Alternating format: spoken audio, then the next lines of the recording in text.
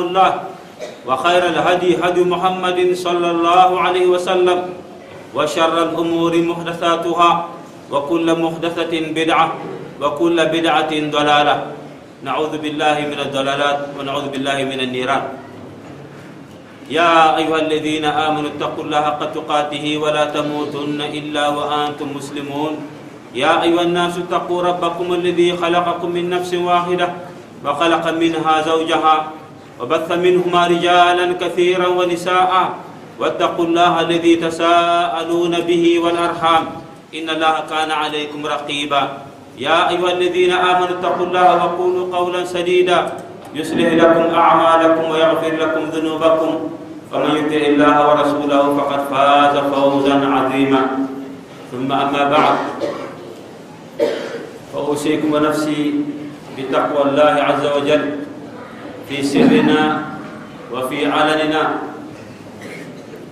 فتقوى الله زاد المؤمن في دنياه وفي أخراه خطبة اليوم تدور حول إرث حول قسمة لتركة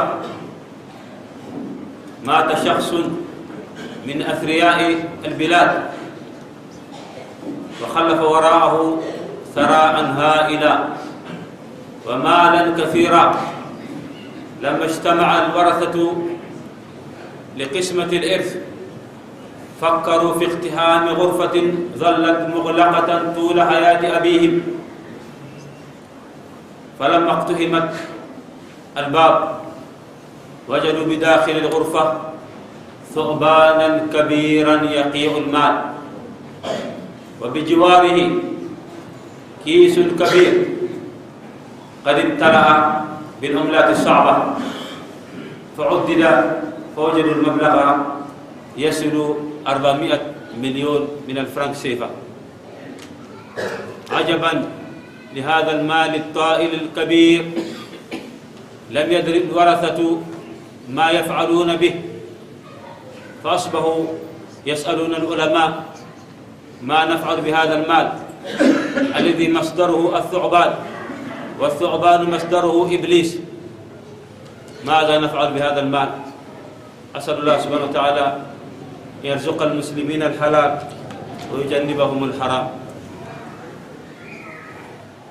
Le sermon d'aujourd'hui, chers frères et sœurs, est intitulé Le poison de l'héritage. Ce sermon a pour but de répondre à une question très importante qui nous est parvenue dans les réseaux sociaux.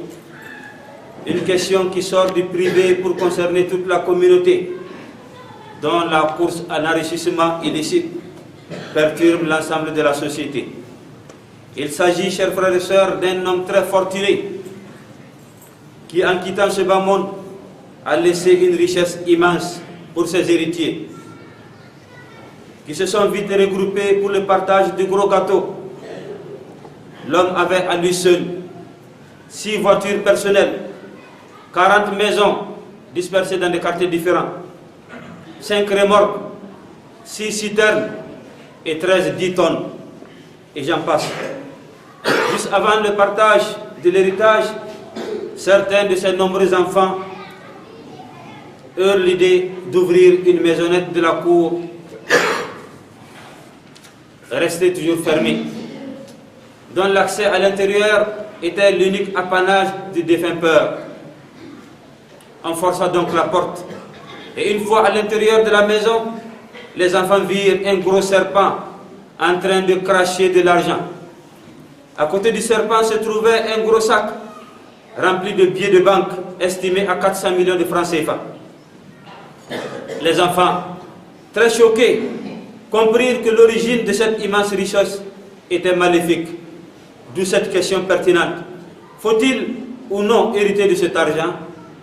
Avant de répondre à cette épineuse question, chers frères et sœurs, permettez-moi de pleurer d'abord ce pauvre type qui a vendu l'au-delà éternel contre ce bas monde éphémère qu'il vient d'ailleurs de quitter. Il a tout perdu, car ayant adoré le génie avec cette alliance diabolique. وَيَوْمَ يَحْشُرُهُمْ جَمِيعًا يَا مَعْشَرَ الْجِنِّ قَدِ اسْتَكْثَرْتُمْ مِنَ الْإِنسِ وقال أولياؤهم من الإنس ربنا استمتع بعضنا ببعض وبلغنا أجلنا الذي أجلت لنا قال النار مثواكم خالدين فيها إلا ما شاء الله إن ربك حكيم عليم. Surat Al-An'am, verset 128. La traduction de ce verset: et le jour où il les rassemblera tous, ô communauté des djinns, ô communauté des djinns, vous avez trop abusé des humains, vous avez trop abusé des hommes. Et leurs alliés parmi les humains dirent: ô notre Seigneur, nous avons profité les uns des autres et nous avons atteint le terme que tu avais fixé pour nous. Il leur dira: l'enfer est votre demeure, pour y rester éternellement, sauf si Allah en décide autrement. Vraiment, ton Seigneur est sage et omniscient.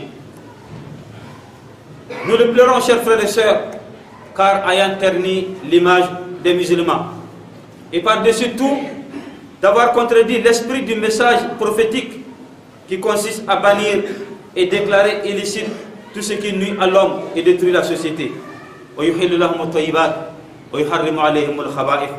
Surat Al-A'raf, verset 157. Il leur rend, c'est-à-dire c'est le prophète, il leur rend licite les bonnes choses, leur interdit les mauvaises. Nous le pleurons enfin pour avoir laissé du poison à ses héritiers et de les avoir légués ce qui les ruine ou les détruit s'ils venaient à consommer de l'argent vomi par Satan le maudit.